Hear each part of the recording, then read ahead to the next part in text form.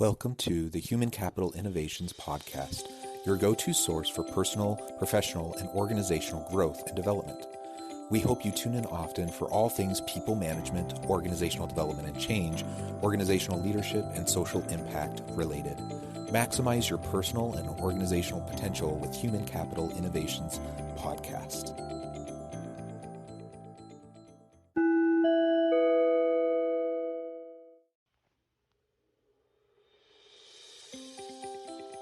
Welcome to the Human Capital Innovations Podcast.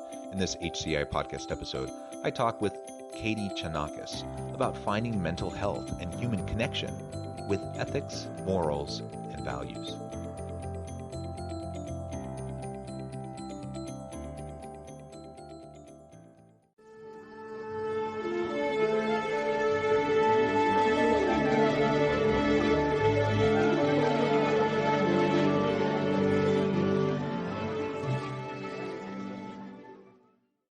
Katie Chonacas, welcome back to the Human Capital Innovations Podcast. Thank you. Thanks for having me. I'm so grateful to be here.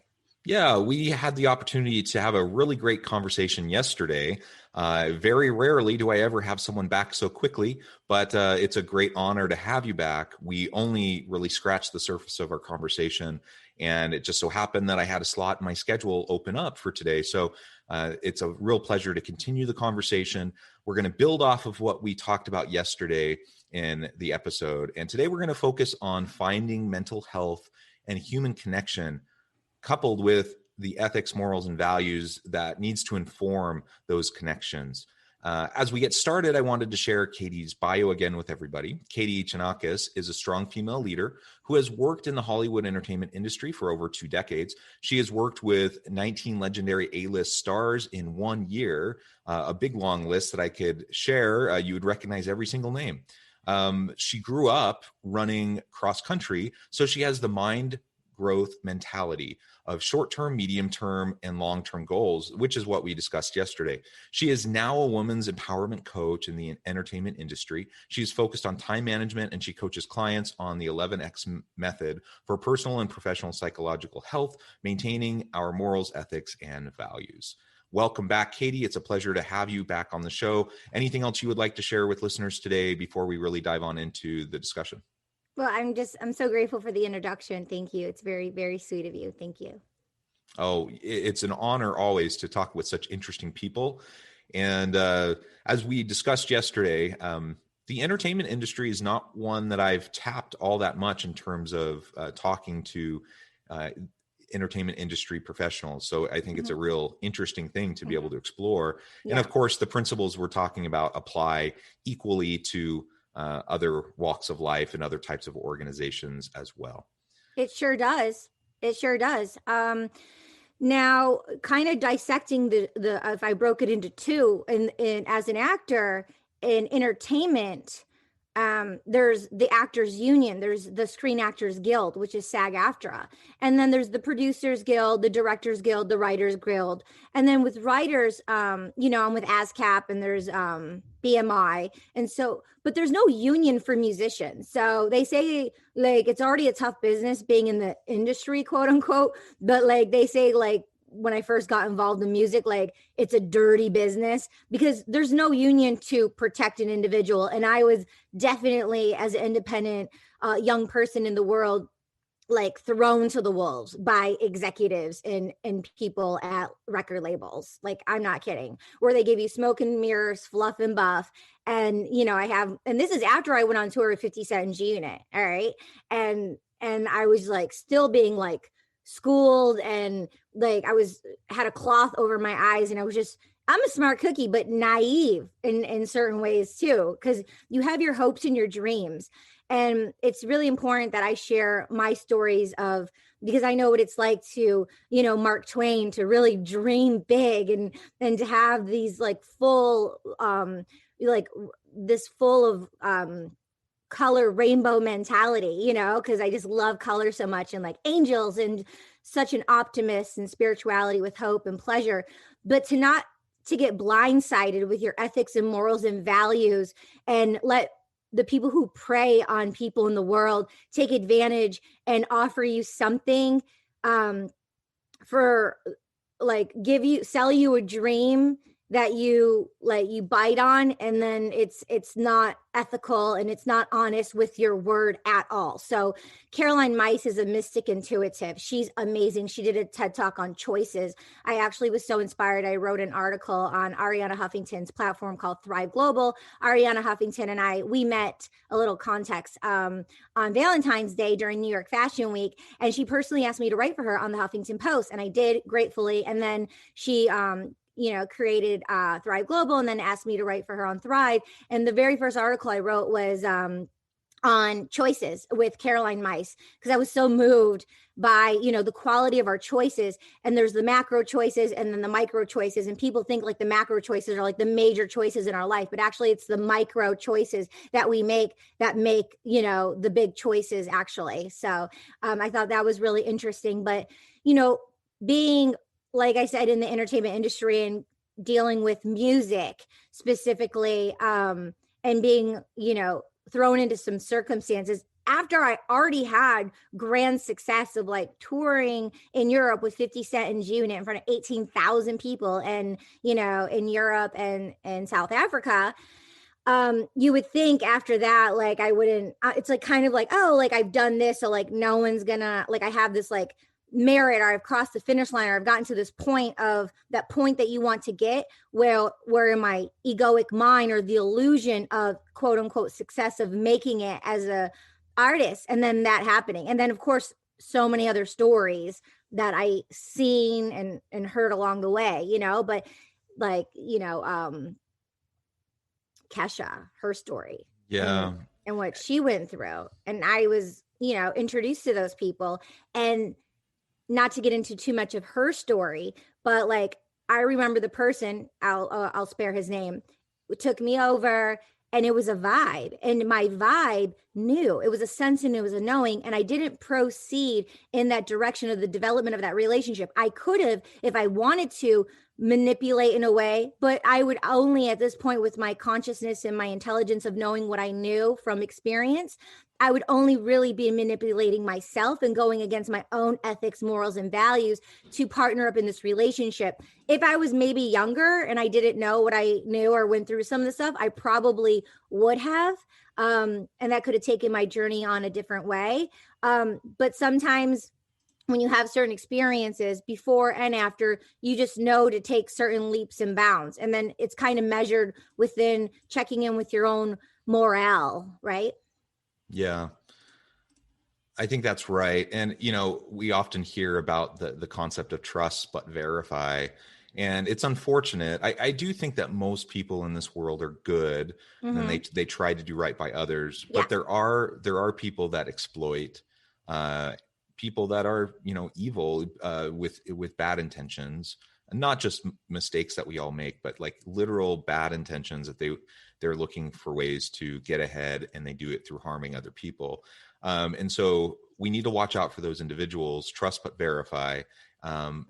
But I feel like this life is too short for us to constantly be so cynical and pessimistic that we're assuming everyone around us is constantly trying to get after us. And so on the one hand, perhaps it was a little naive. I'm not involved in the industry, so I can't really speak to that. But I do admire the optimism, the hope, the desire to give people the benefit of the doubt. I'm the same way, and it's come back to bite me from time to time, but I would rather live my life that way than in a kind of a constant cynical, pessimistic kind of a state of mind.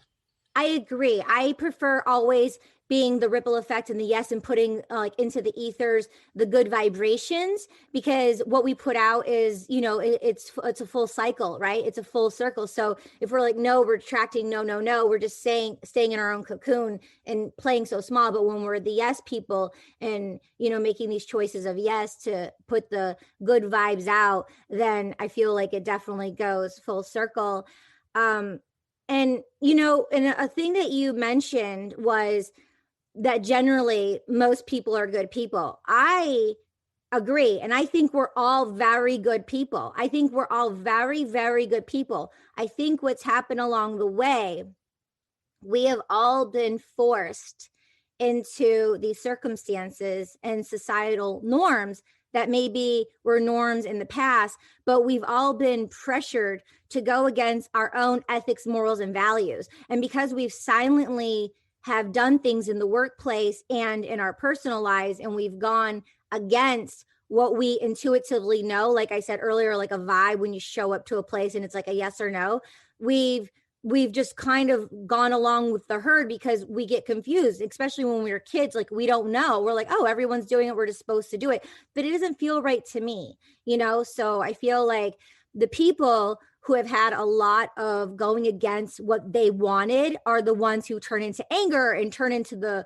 ones who prey on other people. And then they don't have those, they're desensitized to understanding that they're bullying and pressuring someone else, but they've been bullied and pressured. So they've been bullied and pressured. So they're doing it to other people and they're not having qualms about it because no one had qualms about it when people did it to them. And so it's a cycle of unfortunate circumstances that's been going on since, you know, when we started over in Africa.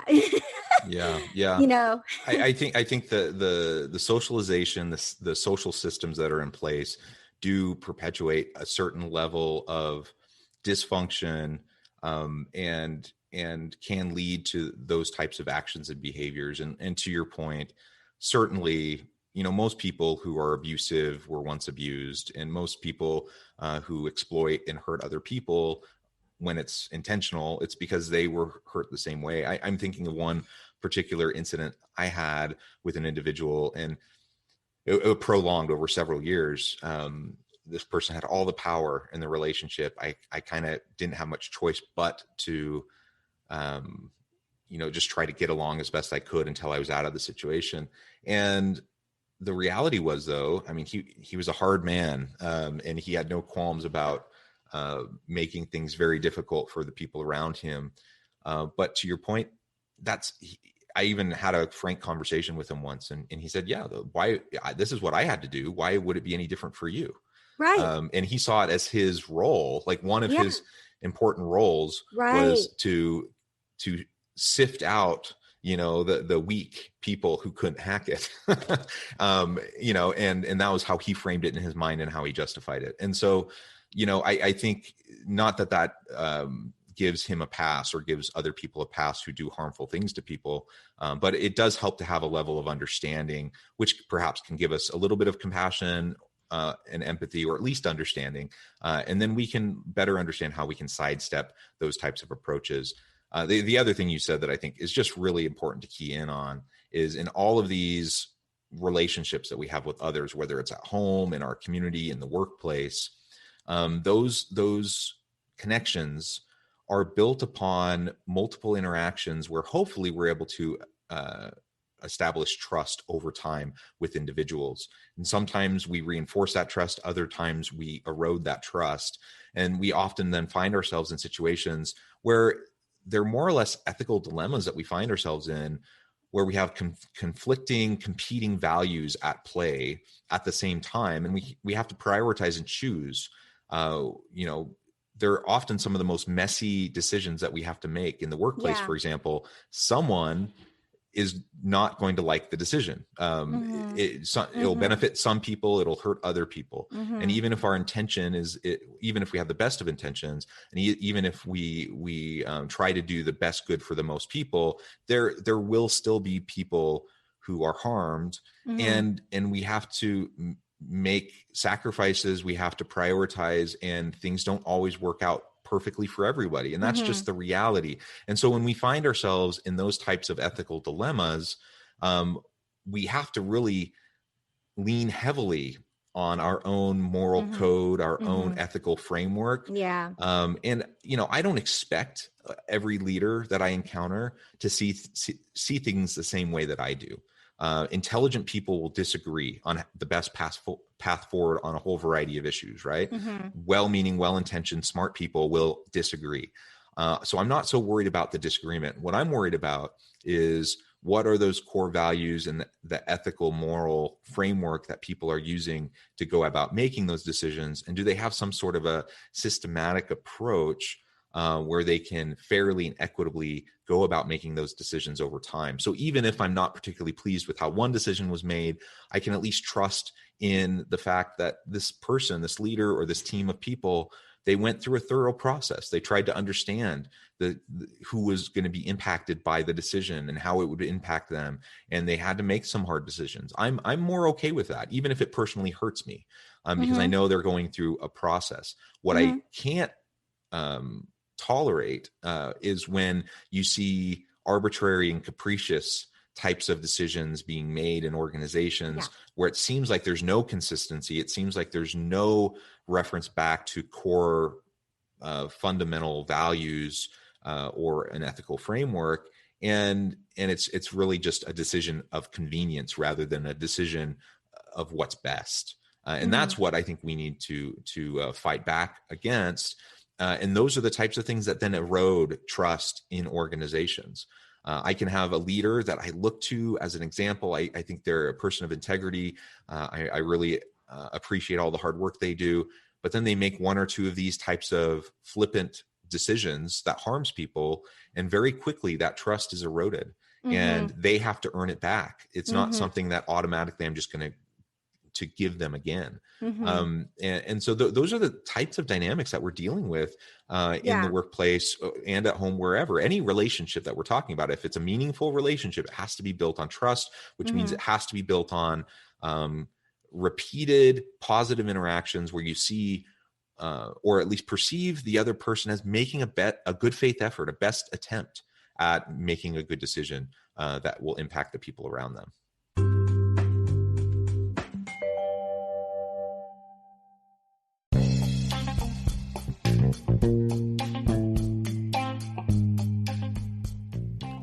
I'm excited to announce the publication of my new book from HCI Press, The Alchemy of Truly Remarkable Leadership: Ordinary, Everyday Actions that Produce Extraordinary Results.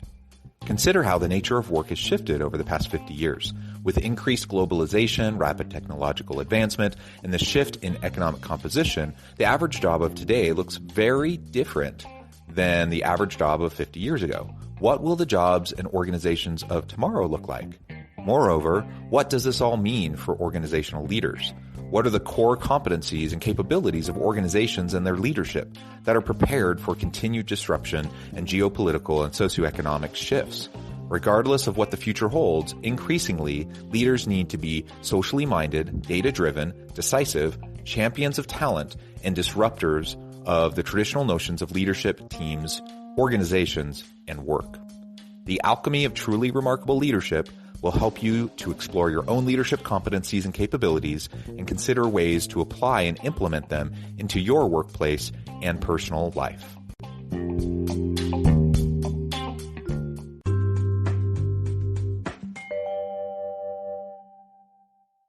Yeah, perfectly said. And then also, just like you said, it's like,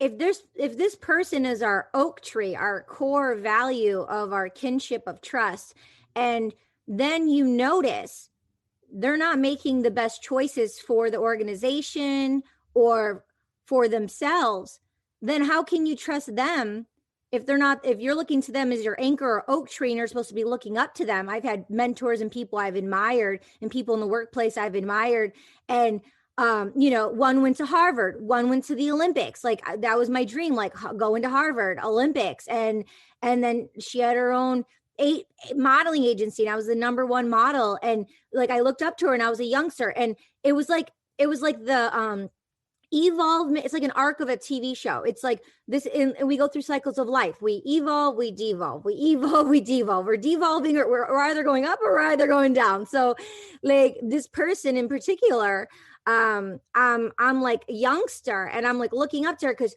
a home in Beverly Hills, you have your own modeling agency, you went to Harvard, you went to the Olympics, like you have the same name as my mom. Like this is like so aligned. And I'm like looking up to her and I'm admiring her. And I'm also not knowing as a youngster, but I'm observing her. And then like I traveled the world, I went to New York, I came back, and then this person's like on all this medication. They're bipolar. The person they chose to be involved with is a drunk. This person got her to be a drunk. They ended up getting married. She was in and out of like rehab so many times. She just turned into a monster, and I came back and she wasn't that person.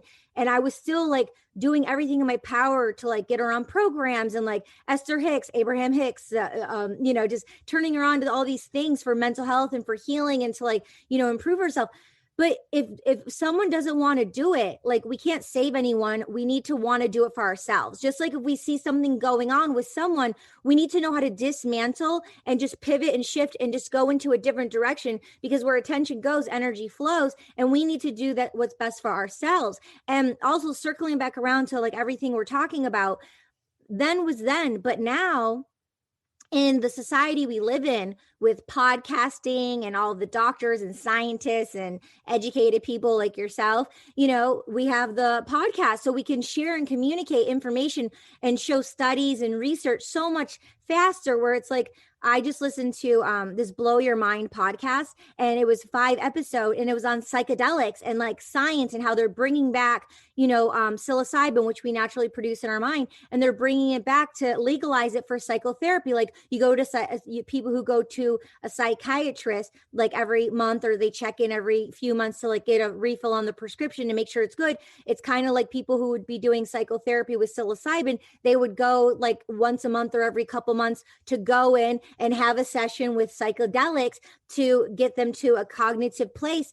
But they show the trajectory of when it was legal, and then why it was banned, and who made it popular. And it was like, I forget the gentleman's name, but he was like the CEO of Morgan Stanley, or JP Morgan, one or the other. And he was on the cover of like Life magazine in the 1950s, and he popularized psilocybin, and they called it like magic mushrooms. But he's not the one that like brought it to America. People have been using these healing properties for such a long time.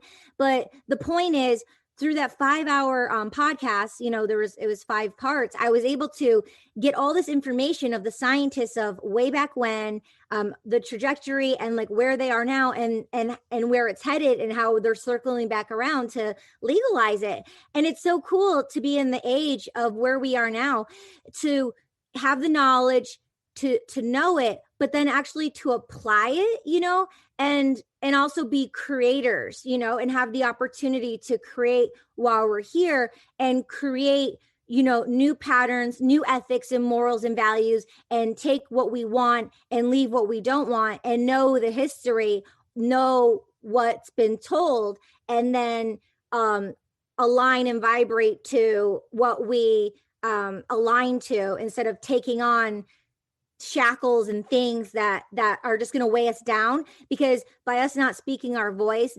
by us not connecting, through podcasting, through this right now, through communicating back and forth, for us doing this, we can break and dismantle the ethics, morals, and values that didn't serve us, that we know about and that we heard of, and that were good during the times, when they were first making clothing, and when they were first, building things. And then we, rebuild the structure and keep, creating with evolution and dismantling what's not working, because we're in different times. Yeah. So what you're speaking to, or at least how I'm understanding what you're saying, is that the traditions, the systems that were put in place by those that came before has obviously served a purpose in that time and place, but perhaps it doesn't serve the same purpose today, or it doesn't have the same efficacy for us now. And so we need to be willing to challenge and push back on some of those norms and traditions that seem unhealthy. I think that's a large part of, the social justice movement and the civil rights conversations happening in the US right now, for example. Unfortunately, I believe there's too many people that are actually racist, but I do hope that most people aren't, proactively racist in their mind and the way they think about people. But we have systems and processes in place that have been established for generations that are relics of past times. And unless we dismantle those things, they will perpetuate themselves and they will continue to harm people. And so you have this primary versus secondary racism effect, where maybe, you know, my intention isn't to hurt anybody or to be racist in any way, but if I'm upholding and supporting racist systems that harm other people, then I'm part of the problem, and I need to look how to fix it. And so when we think about morals, ethics, values, we think about we have to think about how our framing and worldview connects with and interacts with you know, the society at large and the systems around us. And so when we're making decisions, when we're connecting with people in the workplace or wherever, we have to be, you know, processing all of that holistically to the best of our ability, understanding that of course we're not going to get it all right. You also talked about, and the very important point about mental health, and the tragic example that you shared of the person you looked up to, who kind of, it sounds like, went through a downward spiral through bad relationships, substance abuse, other mental health issues that perhaps weren't being dealt with in a proactive, you know, and healthy way. And it just reiterates the importance that we need to take the time to invest in ourselves, to take care of our own mental health. Nobody else, I mean, hopefully we have good people around us, friends, family, coworkers that can look out for us, but really we can't necessarily count on that. So we have to prioritize our own well-being and take care of ourselves and practice self-care, and just make sure that, you know, mental health is no joke. Downward spirals happen to people a lot. And so there's no shame or harm in, you know, talking to people, going to a therapist, getting medication, having trusted, you know, I like to call it my trusted board of advisors, my personal board of advisors, you know, people, just friends, family, people, colleagues, people I trust, who I know they're not going to judge me. I can just be open with them and share. And when something's bothering me, or I'm really struggling with something, or I just need to think through something out loud, that there's someone who will be there for me. I think we all need that. And when we have that type of support, we can get through the inevitable ebbs and flows of life. And we're going to have, you know, up moments, we're going to have down moments. And the trick is to try to be able to weather the storm when we're, you know, in those declines. Yeah, have outlets, right? Have outlets, because, you know, if the cup, if you're in a tank and the water just gets so full and there's no outlets, we're going to suffocate and choke and die. So we need to have the outlets. We're emotional beings. And so we're like the ocean. It's going to come and go, like the ocean waves and like the clouds. It's going to come and go. We're going to be high. We're going to be low. I mean, I downward spiral. I do it. I'm a human being. We all do the spiral. We spiral up, and then we're spiraling down. We spiral up, we're spiraling down. I mean, that's what we do. But like you said, you know, having safety nets of outlets of people you can speak to. And like, we chatted about yesterday, like I sought mentors naturally. And so that was just a natural thing I did by seeking mentors.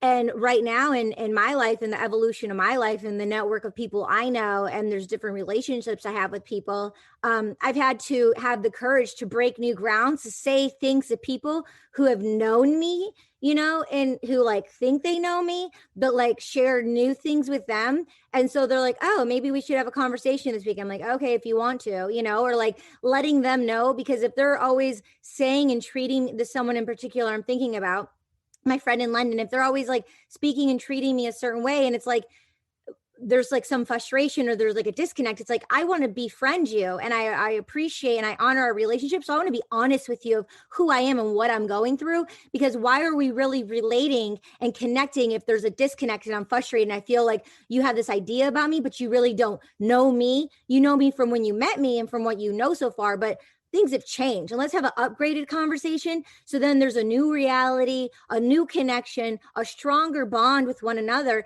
And so I can open myself to add more value from this friendship, because I care so much about this person. I want to show them my vulnerability and stuff that's going on with me, instead of keeping it inside, so I can let it go in a healthy space, because I trust this person, you know, and I feel like they could, you know, reflect and hold space for me. As they said, do you want to maybe have a chat this weekend? You know what I mean? And so that's someone I was seeking out, because clearly I do want to have a chat and have a new conversation and deepen that connection in my life. And I think that's the evolution of life. And what you were saying earlier about like, someone who may treat you a certain way and then, they don't know they're hurting you or something like that, but that's also a part of our human experience, feeling that as well, not physically, emotionally, and having those growths, right? Those growing pains through the ups and the downs. And it's how we respond to them. Yeah, absolutely.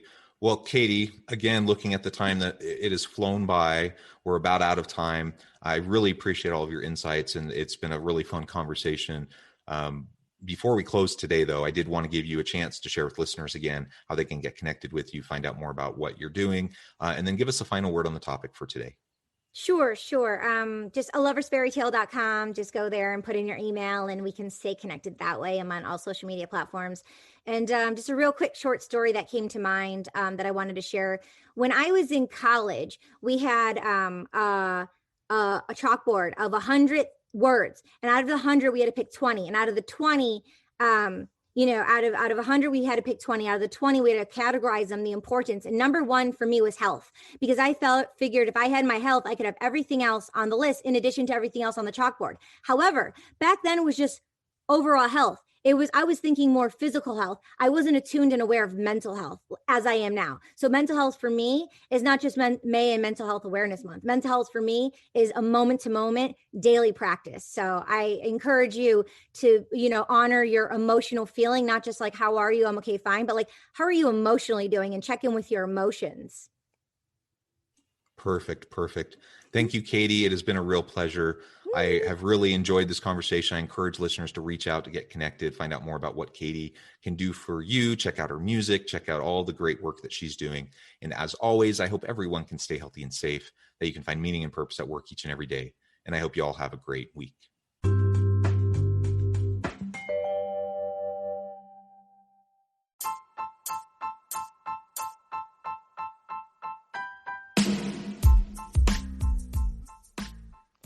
We are excited about the launch of HCI's new magazine, Human Capital Leadership. Human Capital Leadership is a free, interactive e-magazine designed to help individuals, leaders, and organizations find innovative approaches to maximize their human capital potential. We will be publishing issues quarterly in August, November, February, and May. Check out the first issue and let us know what you think.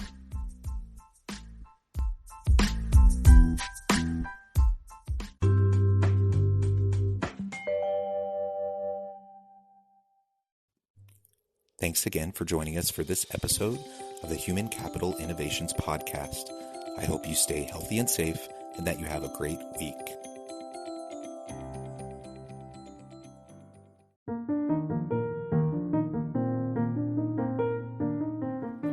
Check out our new weekly LinkedIn newsletter, Alchemizing Human Capital, exploring industry trends via original research and interviews with executives and thought leaders from across the globe.